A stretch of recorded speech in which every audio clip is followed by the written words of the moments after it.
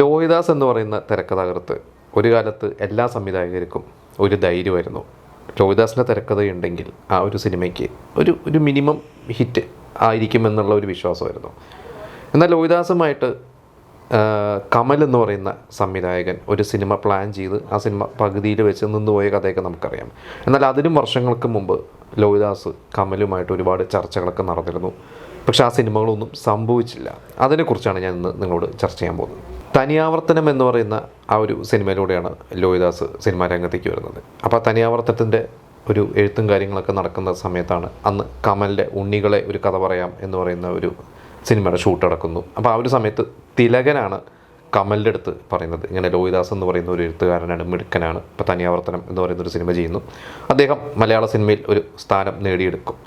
അതിനുശേഷം പിന്നീട് കാക്കൊത്തിക്കാവിലെ അപ്പൂപ്പൻ താടികൾ എന്ന് പറയുന്ന സിനിമയുടെ ഷൂട്ട് നടക്കുമ്പോഴാണ് ലോഹിദാസ് അന്ന് ഇതിൻ്റെ സെറ്റിൽ, അന്ന് സുന്ദർദാസ് ലോഹിദാസിൻ്റെ സുഹൃത്ത് പിന്നീട് സംവിധായകനൊക്കെ മാറിയ സുന്ദർദാസിനെ കൂടെ കൂട്ടി അവർ ശബരിമലയിൽ നിന്ന് അവർ മടങ്ങി വരുന്ന ഒരു യാത്രയിലാണ് കമലിൻ്റെ സിനിമയുടെ ലൊക്കേഷനിൽ വരണം. അവിടെ വെച്ചിട്ടാണ് കമലും ലോഹിദാസും പരിചയപ്പെടുന്നത്.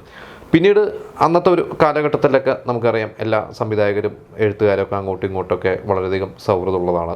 കാരണം അവർ ഒരു സിനിമയുടെ ഡിസ്കഷന് എല്ലാ മറ്റ് സംവിധായകർ സുഹൃത്തുക്കളെല്ലാവരെയും വിളിച്ച് ഒരു കൂട്ടായ്മയിൽ നിന്നാണ് അന്നൊക്കെ സിനിമകൾ സംഭവിച്ചിരുന്നത്.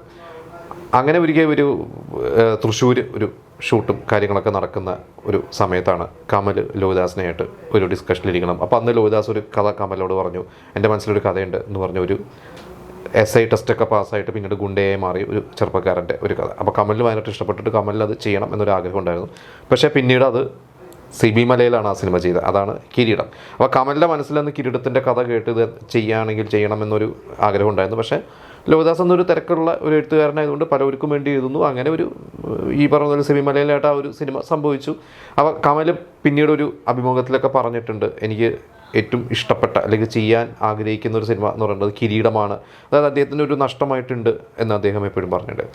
അതുപോലെ തന്നെയാണ് മമ്മൂട്ടീനെ വെച്ചിട്ട് പരശൻ എന്ന് പറഞ്ഞിട്ടൊരു കഥാപാത്രം ഒരു സിനിമ ലോഹിദാസിൻ്റെ മനസ്സിലുണ്ടായിരുന്നു.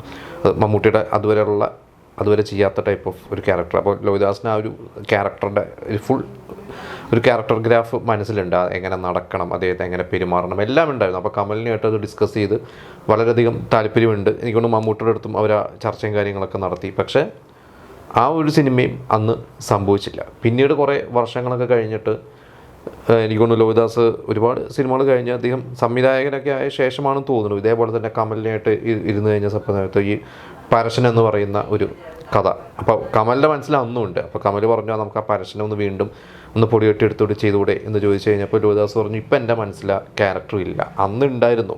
ഇന്ന് എൻ്റെ മനസ്സിൽ ആ ഒരു കഥാപാത്രം അല്ലെങ്കിൽ ആ ഒരു കഥാപാത്രത്തിനോട് ഒരു സ്നേഹമോ, അതായത് ആ അറ്റാച്ച്മെൻറ്റ് പോയി എന്നാണ് പറഞ്ഞത്. അങ്ങനെ അത് മാറ്റി പിന്നീടാണ് അവർ ചക്രം എന്ന് പറയുന്ന ഒരു സിനിമയിലേക്കൊക്കെ അതിൻ്റെ ഒരു തുടക്കം വരണം. നമുക്കറിയാം മോഹൻലാൽ, ദിലീപ്, വിദ്യാബാലൻ്റെ ആദിത്യ എന്നാന്ന് തോന്നുന്നു രണ്ടാമത്തെ മലയാളം പടമാണ് അത്. വിദ്യാബാലൻ അഭിനയിച്ച മുകേഷിൻ്റെ കൂടെയും ഒരു മലയാളം പടം ചെയ്തിട്ടുണ്ട്, പക്ഷേ അതും റിലീസായിട്ടില്ല. അപ്പോൾ ചക്രമായിരുന്നു മുകേഷിൻ്റെ കൂടെയുള്ള സിനിമയായിരുന്നോ എന്ന് എനിക്ക് കറക്റ്റ് ഓർമ്മയില്ല. എന്തായാലും ആ ഒരു സിനിമ ഷൂട്ടൊക്കെ തുടങ്ങി പകുതിയിൽ വെച്ച് നിന്നതാണ്. അപ്പോൾ കമലിനും ലോഹിദാസിനും ഒരിക്കലും ഒരു സിനിമയിൽ ഒന്നിക്കാൻ പറ്റിയിട്ടില്ല. അതിനുശേഷം പിന്നെ എനിക്ക് തോന്നുന്നു ലോഹിദാസ് മരിക്കുന്നതിന് കുറച്ച് കാലം മുമ്പ് വീണ്ടും കമലിനായിട്ടൊരു ചർച്ചയും കാര്യങ്ങളൊക്കെ ആയിട്ട് ലോഹിദാസിൻ്റെ വീട്ടിലൊക്കെ ഒരുപാട് ഇരുന്നതാണ്, ഒരുപാട് കഥകൾ ചർച്ച ചെയ്തതാണ്. പക്ഷേ അതിനൊക്കെ മുമ്പ് തന്നെ ലോഹിദാസ് വിട്ടുപോയി. അപ്പോൾ എന്തായാലും ഈ പരശൻ എന്ന് പറയുന്ന ഒരു സിനിമ, അതിൻ്റെ കഥ എന്താണെന്ന് അറിയില്ല, നിങ്ങൾക്ക് അറിയുമെങ്കിൽ നിങ്ങൾ നമ്മളോടത് ഷെയർ ചെയ്യണം. കാരണം മമ്മൂക്കനെ വെച്ചിട്ട് ലോഹിദാസ് ഒരുപാട് ഗംഭീരമായിട്ടുള്ള സിനിമ, തനിയാവർത്തനം മുതൽ അരണ്യങ്ങളുടെ വീട് വരെയൊക്കെ ഒരുപാട് സിനിമകൾ ക്യാരക്ടേഴ്സ് കൊടുത്തിട്ടാണ്. ഭൂതക്കണ്ണാടി നമുക്ക് മറക്കാൻ പറ്റില്ല, മൃഗയ നമുക്ക് മറക്കാൻ പറ്റാത്തൊരു സിനിമയാണ്. അപ്പോൾ പരശൻ എന്ന് പറയുന്ന ഒരു സിനിമയുടെ കഥ എന്തായിരുന്നു എന്നുള്ളത് നിങ്ങൾക്ക് അറിയുമെങ്കിൽ നിങ്ങളത് നമ്മളോട് ഷെയർ ചെയ്യാം.